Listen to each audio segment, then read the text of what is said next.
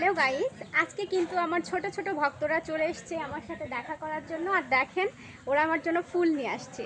আসলে এই ভালোবাসাগুলো অন্তরে গেঁথে দেয়। আসলে আজকে আমি অনেক বেশি খুশি হয়েছি, মন থেকে খুবই ভালো লাগছে। ওরা কিন্তু অনেক ছোট মানুষ, ওরা কতটা ভালোবাসে আমাকে, আমি এটা আসলে ওরা যখন আমার বাড়িতে আসলো তখনই কিন্তু আমি বুঝতে পারলাম। দেখেন, এই ফুলগুলো কিন্তু আমার অনেক বেশি পছন্দ হয়েছে। থ্যাংক ইউ তোমাদেরকে ফুলগুলো নিয়ে আসার জন্য। তোমার নাম কি একটু বলো? আমার নাম এমনি। আচ্ছা, ওর নাম মৃদুল। আর তোমার নাম? মোসাম্মদ আইসামণি।